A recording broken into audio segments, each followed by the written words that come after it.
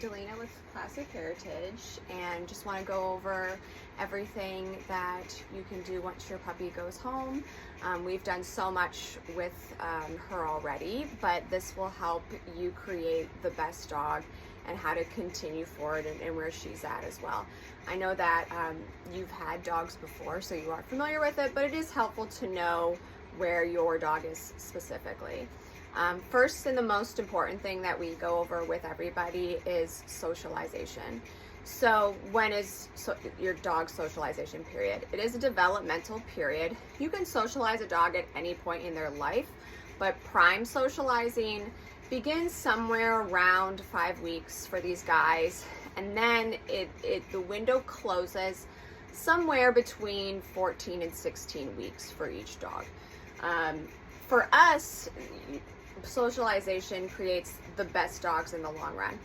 So all of those big ticket behavioral issues that I think of, like separation anxiety, aggression, submission, really fearful dogs, is usually due to either poor socialization or no socialization. So this is where you've heard of those COVID dogs that are really fearful or really aggressive because people got a lot of puppies during COVID and then they kept them inside, and just like us, the puppies didn't get to see much of the world.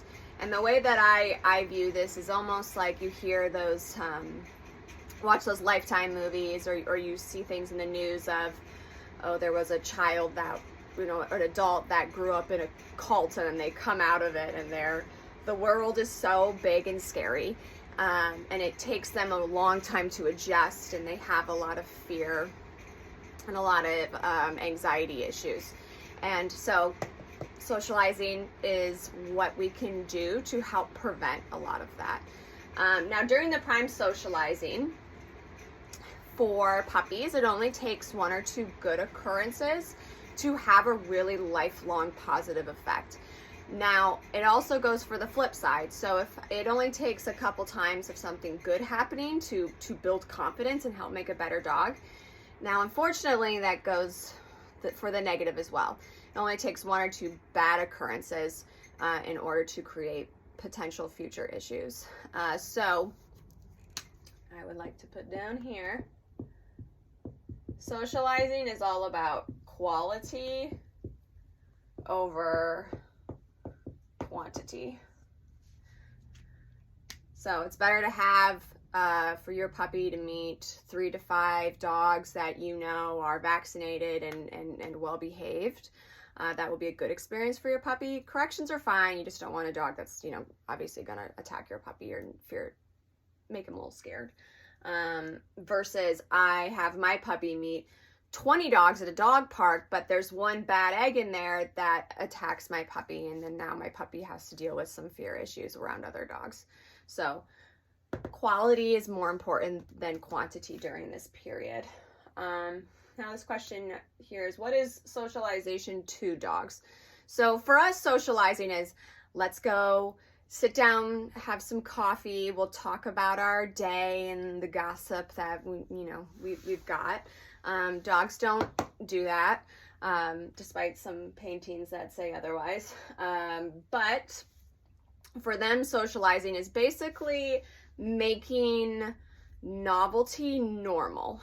So that is them seeing different objects, seeing different environments, seeing different types of people and different ages of different races and different disabilities.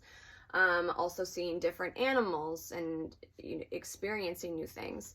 Socializing could be, if you think of all of the senses that your dog has, you can socialize to different senses. So socializing a puppy might be, I give you a blueberry and you get to discover what a blueberry is. It could be things like, we use a lot of sound in our environment, so that's a great way to socialize a dog to something. So vacuum cleaners, we put our TV on and we do thunderstorms and fireworks and all kinds of different things. You can find some really good socializing checklists online, as well as socializing exercise videos, so that you can kind of see what that looks like. this is, if you do anything with your puppy, this would be number one. You can do obedience later. You can even do potty training later, although we've done both of those. But if you're going to continue anything during this time period, this is what you want to focus on the most. Now, socializing does not necessarily mean interaction.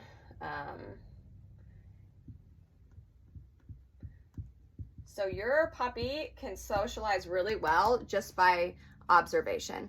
So I might take a puppy and we might go somewhere in the car and just look out the window. Your puppy doesn't need to play with another dog to socialize to that breed. It could be I'm sitting on a park bench with my puppy and my puppy's watching other people pass by. They don't have to necessarily have that interaction in order to socialize. So they can socialize through observation as well. One of the biggest mistakes that people make with socializing is they force their puppy into things. So puppy is scared of something, I'm going to put them on a leash and I'm going to force them towards the object. And what a lot of people see is they see the puppy freeze, but they don't see a bad reaction like aggression or running away or peeing or crying. So they think that that's still a good experience for the dogs. But just like with people, dogs do have a fight or flight or freeze response. So a lot of puppies will do more of a freeze response.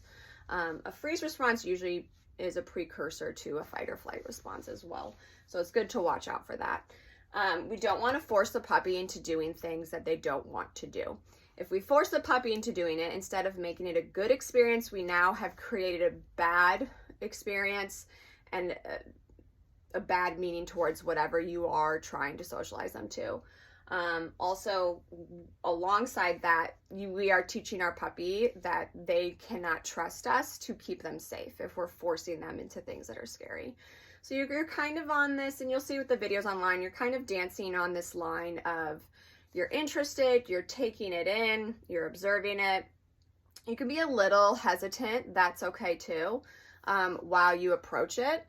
But we don't want a puppy that's running away or crying or anything that's a large fear response. Is telling us that we're doing a little bit too much. So the goal for socializing, if you can, with your puppy is to socialize them to 1 to 3 things a day. Now, you can do a lot of socializing in the house too. It could be the vacuum cleaner, it could be the hair dryer, it could be clipping nails, it could be I drop a book on the floor, it could be I dance funny, I do jumping jacks. So you can really do a lot at home before necessarily going out. But the goal is to kind of get stuck out of your routine of things as well to show the puppy new things. We have done a lot of this, so we have done a really big push for socializing, but it's really important to continue that once you go home. For socializing, the most important thing I would say that you do is you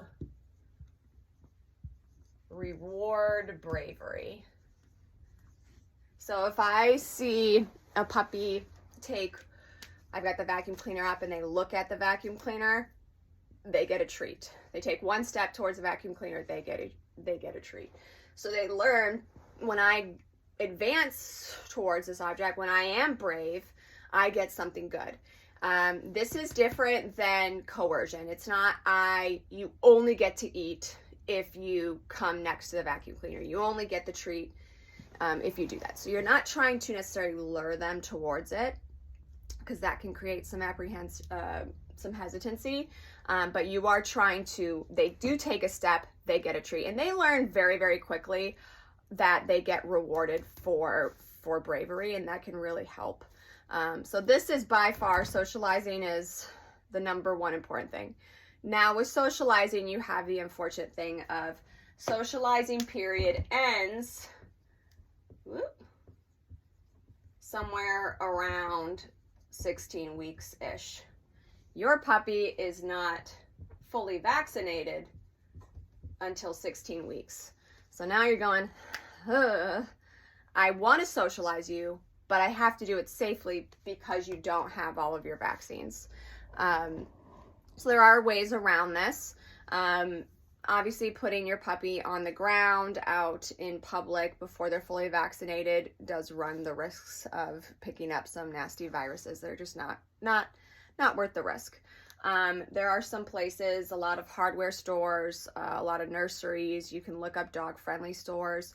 I avoid dog-specific stores or animal-specific stores because that's a great place to pick up an infection or a virus, usually a respiratory virus of some sort. So a lot of people bring their unvaccinated dogs to pet stores. So I don't highly recommend against going to pet stores until they're fully vaccinated. Or a week after they're fully vaccinated. They do have to build immunity during that last week. So you can put them in shopping carts at hardware stores. It's a great place. There's a lot of different people. There's a lot of different noise. Everybody will love your puppy and want to pet them, so they'll get to meet a bunch of people anyway.